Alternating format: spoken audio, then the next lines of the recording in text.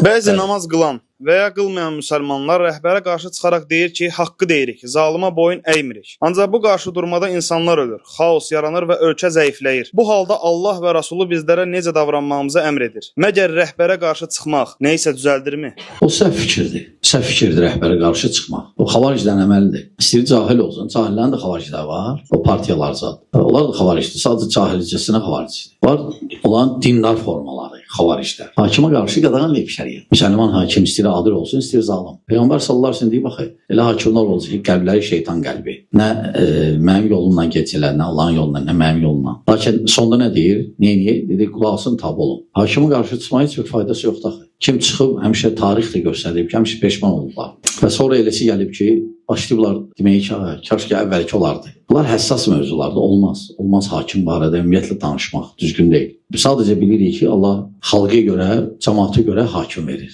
Hakim pissə, deməli cəmaat pisdir. Aydındır, sən hakim yaxşı olsun, cəmaat yaxşı olsun, hakim də yaxşı olacaq.